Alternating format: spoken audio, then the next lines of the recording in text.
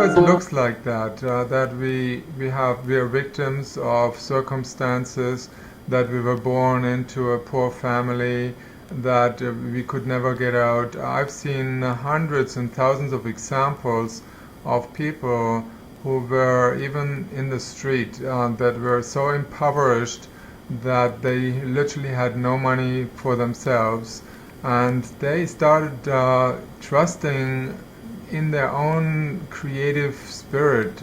Somewhere down the line, something happened that stirred up the feeling of worthiness, that they felt there is something in them that other people might want to learn about. There is something in them that other people might want to participate in, that they want to even give money toward. And so every person is born and comes with a gift, a uniqueness, something that other people would love to have as well. And it is for us to figure that one out. When we are so driven by the idea that we depend on the money, and we have to pay our bills, and we are in a rat race and we cannot get out of the rat race, then we are like victims.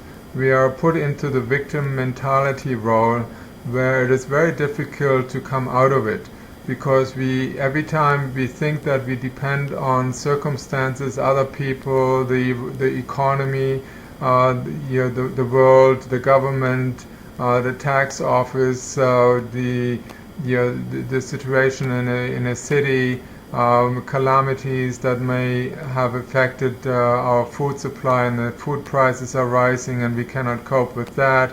Oil prices are rising, and that creates more difficulties with regard to transportation and so on.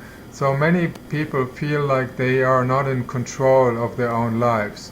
And in order to get out of that, we will have to realize that we are in control, that we have a gift, a uniqueness to us, that if we allowed that to come forth and stop thinking that we are not in control, by becoming aware of that, that's the first step, becoming aware that we play the victim role, that we feel like, oh my God, I have 3 children, I cannot feed them properly, and I have no choices with regard to the amount of rent that I'm paying in the house that I'm living in.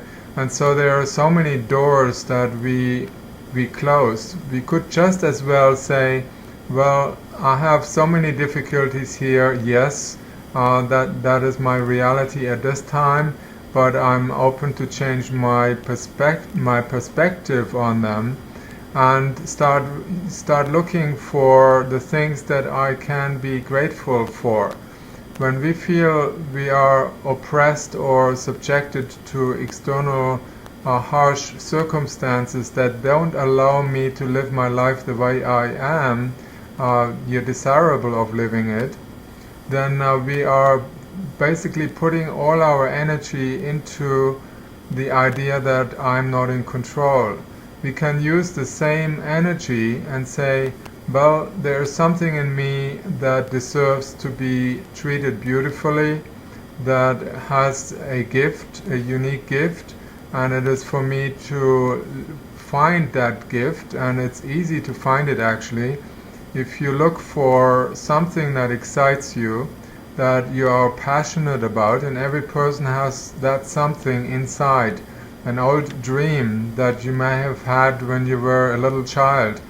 So these passions or excitements, they are there, and if you just look for one of them and say, I can do that in my spare time, I can focus on that and develop it as a hobby perhaps, and then gradually you will realize that it's no longer just a hobby, you can make a living of it. And because that's where your energy goes into. It's no longer the energy in I can't do that, and the money is not enough, and so all the nots, all the no's, you can turn into yeses and say, I can do that. I can do that in little ways, step by step. and you will realize that other people will seek you out because you're putting positive energy into something that you do like. Then other people will also start liking what you do.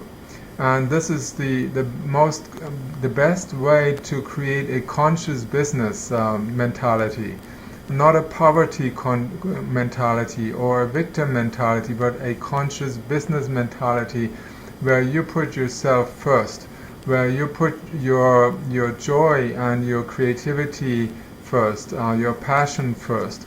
Follow your passion, follow your joy, follow your happiness, and then all the other things start falling into place. They have to, because it's all about energy. There is nothing else but energy.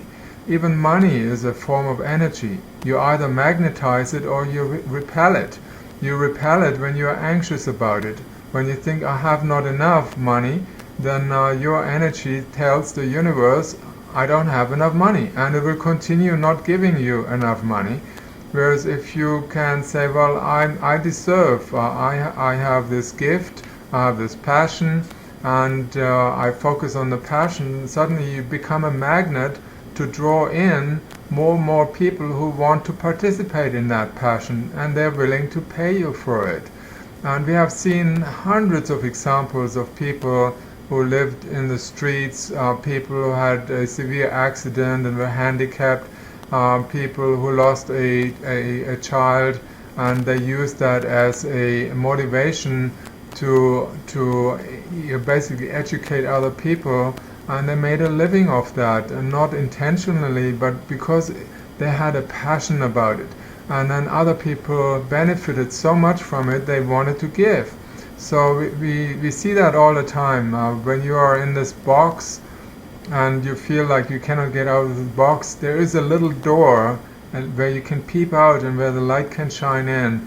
And it's, again, a step-by-step process, but everyone can do that.